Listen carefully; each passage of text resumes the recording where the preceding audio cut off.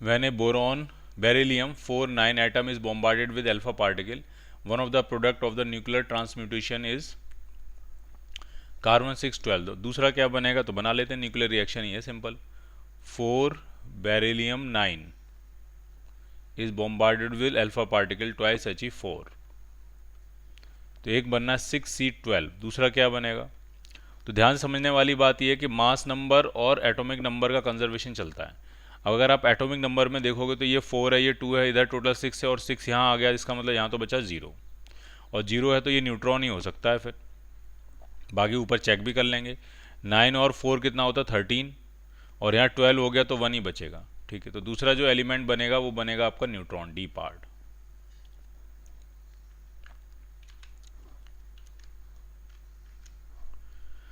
The reaction between proton and oxygen 818 that produces 9F18 must also liberate। देखते हैं क्या liberate करेगा। तो प्रोटॉन मतलब 1H1 है, उसका बॉम्बार्डमेंट हुआ 8O18 पे, और कह रहे हैं फ्लोरीन बन रहा है 9F18 बन रहा है।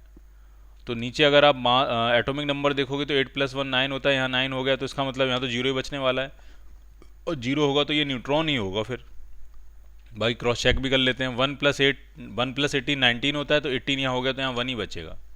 तो इसकी जो दूसरा प्रोडक्ट लगेगा बनेगा वो बनेगा आपका न्यूट्रॉन 0N1। 1N0 नहीं होता, 0N1।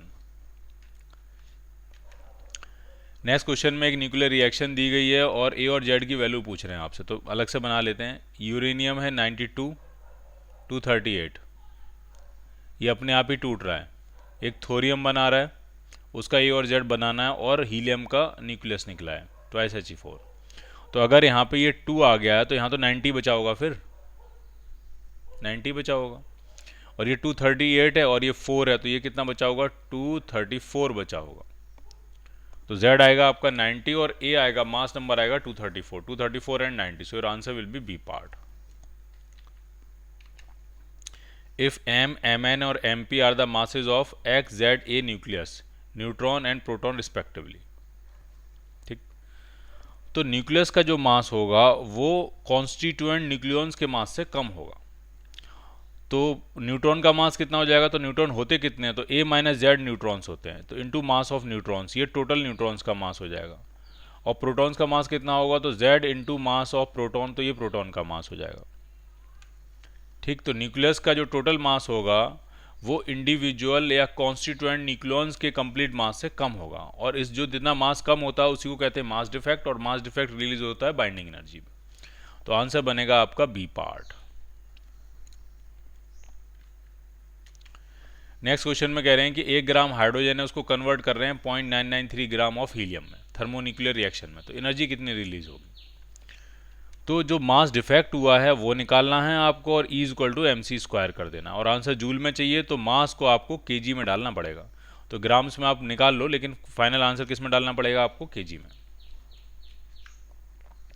In a nuclear reaction X85 297 Y + 4 alpha particle निकल रहे हैं, तो Y का क्या होगा, तो वो बना लेते हैं Y का क्या होगा। तो X तो है आपका 85 और ये है 297, उससे बन रहा है Y, और 4 अल्फा पार्टिकल निकल रहे हैं। Y का हमें नंबर लिखना है। तो एटॉमिक नंबर में कितने का डिक्रीज आएगा, तो 1 अल्फा पार्टिकल निकलता है तो 2 का डिक्रीज आएगा, 4 निकलेंगे तो 8 का डिक्रीज आएगा, तो 85 में से 8 माइनस करना पड़ेगा आपको, तो ये 77 आ जाएगा।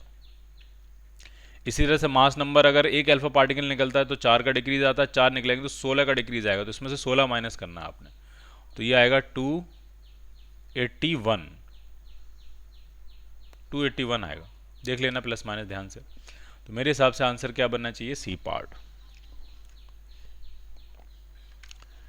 नेक्स्ट रिएक्शन में भी पूछ रहे हैं एक्स क्या होगा, तो इसमें यहीं कर समझ लेते हैं। तो ये 24 है और ये 4 है, तो ये टोटल 28 हो गया मास नंबर, और ये न्यूट्रॉन में तो 1 है, तो 28 यहाँ है, 1 है, तो यहाँ 27 बनेगा, तो एक्स की वैल्यू क्या आ जाएगी, 27। ये सारे क्वेश्चन एक ही चीज़ पे बेस्ड हैं, और वो है conservation of atomic number and conservation of mass number. Reaction की लेफ्ट हैंड साइड में टोटल एटॉमिक नंबर और राइट हैंड साइड का टोटल एटॉमिक नंबर सेम होना चाहिए। इसी तरह से लेफ्ट हैंड साइड का टोटल मास नंबर और राइट हैंड साइड का मास नंबर सेम होना चाहिए। इसमें एक्स क्या है, तो जब भी बीटा पार्टिकल निकलता है, बीटा पॉजिटिव, ध्यान से सुनना, ये है पॉजिट्रॉन। बीटा पॉजिटिव क्या होता है, पॉजिट्रॉन। पॉजिट्रॉन के साथ निकलता है न्यूट्रिनो, और इलेक्ट्रॉन के साथ निकलता है एंटी न्यूट्रिनो। ये ध्यान रखना है, याद रखना है आपको। अगर इलेक्ट्रॉन एमिट हो रहा हो तो इलेक्ट्रॉन के साथ निकलता है एंटी न्यूट्रिनो, और पॉजिट्रॉन के साथ क्या निकलता है, न्यूट्रिनो। तो एक्स यहाँ पे क्या होगा आपका, न्यूट्रिनो होगा।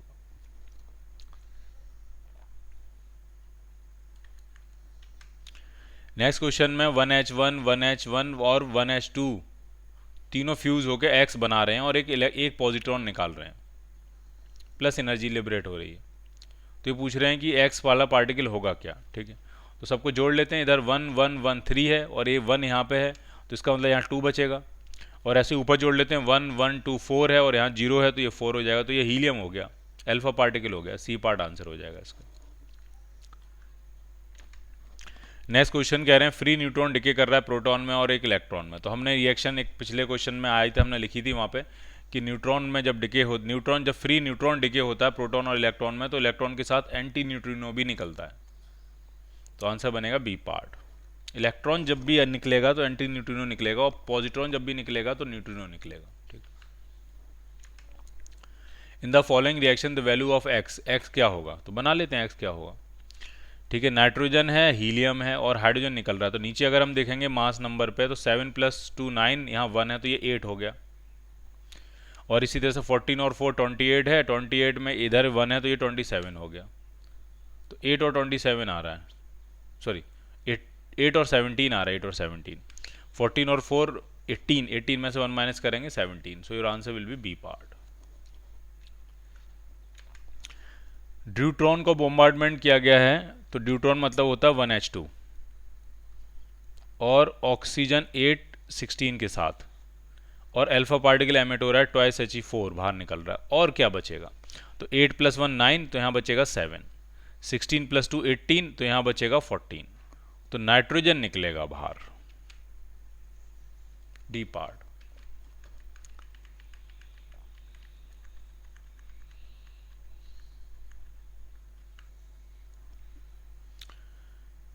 एटॉमिक वेट जो है बोरॉन का वो 10.81 है। तो दो आइसोटोप हैं, एक हमने अभी क्वेश्चन किया था उसमें हमें ये दिक्कत हुई थी, तो वहाँ हमने सेटल किया था इस बात को कि बोरॉन के दो आइसोटोप होते हैं, 10 वाला भी हो सकता है, 11 वाला भी हो सकता है, ठीक है। तो हमने पहले 11 लेको सॉल्व किया था, फिर वो आंसर मैच नहीं किया था, फिर हमने सोचा कि 11 वाला नहीं होगा, 10 वाला ही होगा। तो इसका रेशियो पूछ रहे हैं कितना होगा, रेशियो कितना होगा, ठीक है। तो जो एवरेज एटॉमिक वेट होगा वो हो जाएगा, मान लिया इनका रेशियो x/y है, ठीक है। तो हो जाएगा x into atomic weight of x plus y into atomic weight of y upon x plus Y. तो जरा सॉल्व करते हैं, एवरेज कितना है, तो वो है 10.81 is equal to x into atomic weight of x, x का कितना है 10, plus y into atomic weight of y, वो कितना है 11 अपॉन x प्लस वाई। तो इसको इधर ले आते हैं, तो ये 10.81 x बनेगा प्लस 10.81 y बनेगा, और यहाँ आपका 10x हो जाएगा और यहाँ आपका 11y हो जाएगा। तो x वाले टर्म को इधर ले आते हैं, इसमें से माइनस हो जाएगा, तो 0.81x बन गया ये। और y वाले टर्म को इधर ले आते हैं तो भी ये माइनस होगा, तो ये 0.19y बनेगा। तो यहाँ से अगर हम x और y का रेशियो निकालेंगे तो 19/81 आ जा रहा है, ठीक है। सो your answer will B 19/81 A part. 11 का अमाउंट ज़्यादा होगा ना, 11 वाले का अमाउंट ज़्यादा होगा, तभी तो वो 11 के ज़्यादा क्लोज है, 10.8 11 के ज़्यादा क्लोज है, तो 11 वाले का अमाउंट ज़्यादा होगा। तो 81/19 तो बन ही नहीं सकता, 19:81 ही बनेगा। If a proton and antiproton come close to each other and annihilate, how much energy will be release. तो प्रोटॉन का जो मास होता है और एक एंटी प्रोटॉन का मास सेम होता है, और जो टोटल एनर्जी रिलीज होगी ये तो full conversion of mass into energy है, तो mc² के फॉर्मूले से आपको कन्वर्ट करना है। तो एक प्रोटॉन और एंटी प्रोटॉन का मास 2 टाइम्स प्रोटॉन के मास के बराबर हो जाएगा इनटू c²। प्रोटॉन का मास डालना है, c² की वैल्यू डालनी है, आपको आंसर मिल जाएगा। N atomic power station has a generating capacity of 200 megawatt, energy generated in 1 day. तो 1 सेकंड में कितनी एनर्जी रिलीज कर रहा है वो, तो 200 मेगावाट यानी 200 इंटू 10⁶ जूल पर सेकेंड। और एक दिन में कितने सेकंड्स होते हैं, तो 86400 सेकंड्स होते हैं। तो आपको मल्टीप्लाई कर लेना, आपको पता लग जाए कितनी एनर्जी रिलीज होगी। तो जहां तक मुझे आइडिया लग रहा है शायद डी पार्ट आंसर आना चाहिए।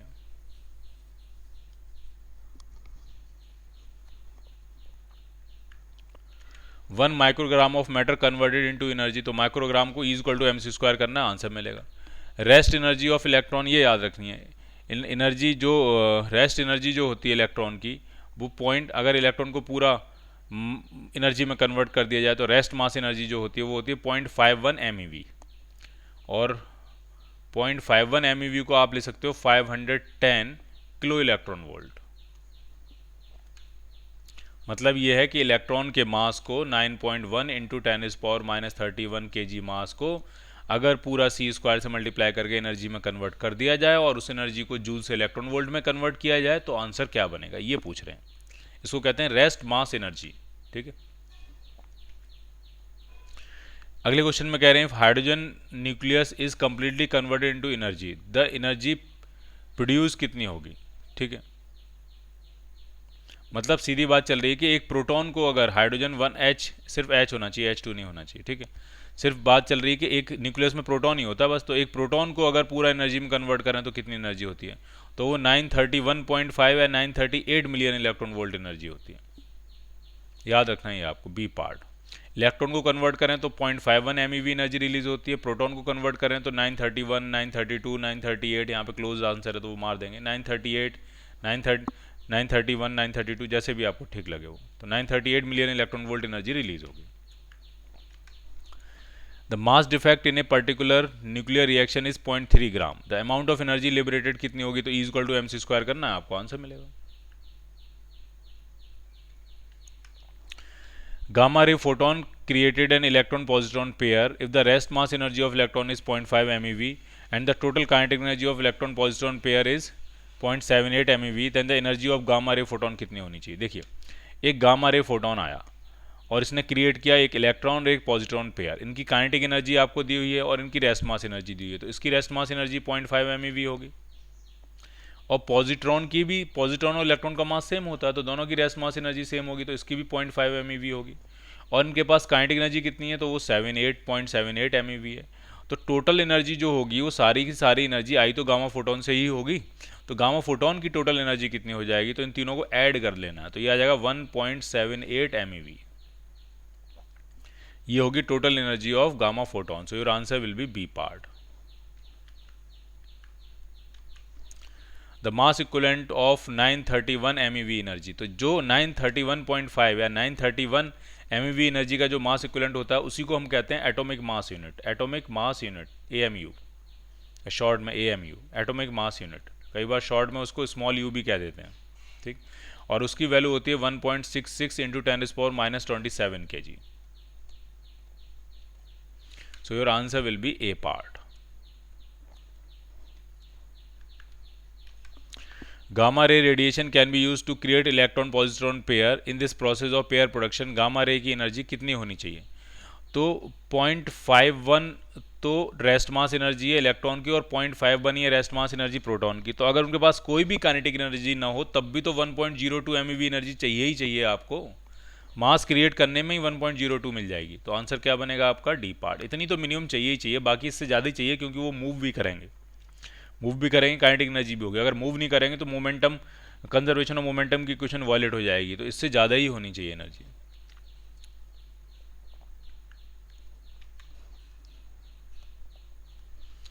M is the atomic mass and A is the mass number, packing fraction, तो ये सीधा फॉर्मूला है।